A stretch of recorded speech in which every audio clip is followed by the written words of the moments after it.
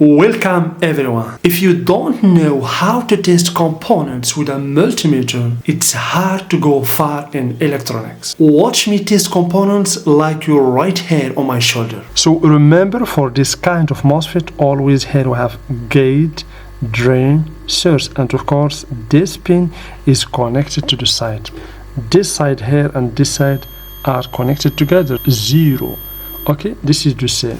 So let's check between drain here and source. We get a drop voltage 268 or 0.26 drop voltage. This is good. Let's swap the probes. Basically, if I swap the probes, I should not get anything, any reading in the multimeter. I should get 1, as you can see. Means what? Means this is a good MOSFET. Of course, we have also to check between the gate and the drain. Okay, no connection, no reading, and gate and source. Means 100% good MOSFET. Now, what about the type of this MOSFET? Is it N channel or P channel? Let's find out.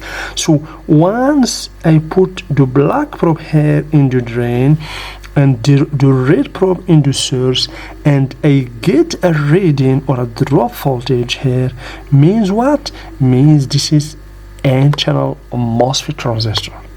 Let's pass to the second one, the high speed MOSFET transistor with 500 volts between drain and source. Of course, we gotta check its serviceability and also its type. So the same here, we have the gate, drain, and source. So let's check between gate and drain. No reading, this is good. Gate and source, no drop voltage, amazing. Now let's check between the drain and source. We get a reading. We get a drop voltage. So if I swap the probes, I should not get any drop voltage. I get 1.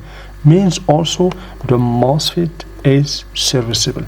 And once I put the black probe here in the drain and the red probe on the source and get a reading, and when I swap the probes, I get 1. Means also this is N channel MOSFET. So this MOSFET also is serviceable. So let's check the next one. This is our hero here. This is advanced power MOSFET with 700 volt, a maximum voltage between drain to source. Of course, you can look for this lot number. We have SSP6N70A, and you can check the datasheet. And of course, if you want the datasheet, please tell me in the comment. I can help you with the datasheet. Please, before diving into the course, we'd like to give a huge thank you to the sponsor for this video, PCB Way.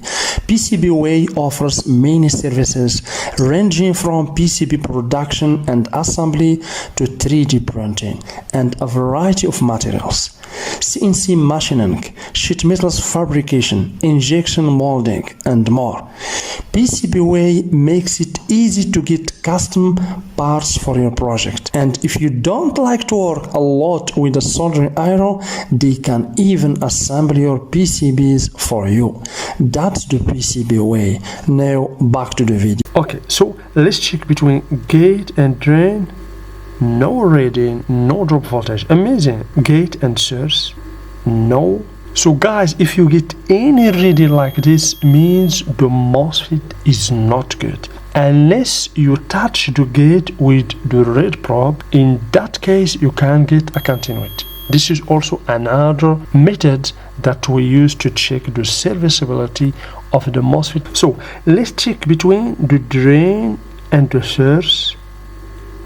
Okay, we get a reading. If I swap the probes, no reading. This is also a good MOSFET, and this is N channel because I put the black probe here in the drain and the red probe in the source, and I get a reading. And when I swap the probes, I get no reading. Guys, for the P channel, I didn't have here any P channel MOSFET. The P channel, basically, when you put the red probe here in the drain and the black probe in the source, you have to get a drop voltage. When you get a drop voltage, means the MOSFET is P channel. Good. Now let's move on to another IC, basically the bridge rectifier, one of the most important components in every board, especially switch mode power supplies. Very important, guys. For the bridge rectifier, it's not easy to test. Basically, it contains 4 diodes inside it, and to check the serviceability of the bridge rectifier, you have to perform 3 tests. The first test is to check between the plus terminal and the first AC terminal. You have to get a reading. Do you see? I put the black probe here in the plus terminal. I get a reading. Okay, if I swap the probes, I should not get anything. The second test is to put the red probe here in the minus terminal and the black probe in the AC terminal here. We get the same reading. If we swap the probes, nothing. We get 1. This is good. The third test and the final test to know if the bridge rectifier is 100% good without even looking for testing other diodes is to test between plus terminal and the minus terminal. And attention, the red probe in the minus terminal, the black probe in the plus terminal, the inverse. I have to get a double reading. Do you see? A double reading about 500. Okay, this bridge rectifier is a good bridge rectifier. What about the ceramic capacitor? For the ceramic capacitor, very easy. Of course, we have to select the continuity mode on the multimeter and check between the terminals of this capacitor. We have not to get a continuity, a beep. If you get a beep like this, means the capacitor is shorted. For inductor, we have to get a beep, as you can see. Means the inductor is good. This one, guys, this component, this is inductor, not capacitor, not resistor. Remember, this kind of component, we find it in the switch mode power supply, especially in the input. This is inductor, use it for filtering purposes. Of course, we have to check it. We have to get a beep, a low reading, 0, means this is a good inductor. What about the electrolytic capacitor? Easy. The electrolytic capacitor has the same working principle as a ceramic capacitor. If we check between its terminal, we have not to get a beep. We get just charge and discharge, as you can see.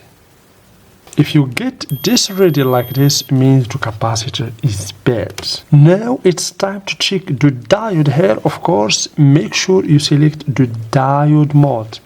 For the diode, as you can see, it lets just the current to pass in one direction from the anode to the cathode. So this is the cathode, as you can see here. For the diode, you have to respect the polarity. It is basically polarized. We can see it is polarized.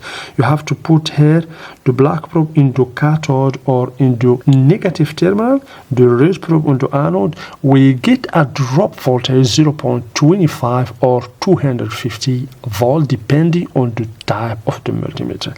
But remember, if you swap the probes, you have not to get any reading. You have to get 1 in the multimeter. If you get a reading or a beep once you swap the probes, means the diode is failed. What about the LED here? The LED basically is a diode.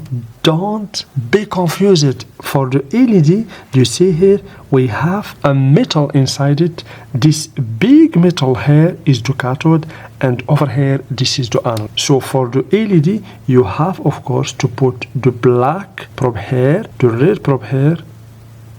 Also no reading. This is a failed LED. What about this component? What is this? This is a fuse. Of course, you have to select the continuity mode on the multimeter to check the fuse. The fuse, you have to get a beep in the multimeter. Sorry, we have to get a beep in the multimeter, as you can see. Means this is a good fuse. So we reach the end. Don't forget to subscribe, like, share, and hit the bell icon for upcoming videos.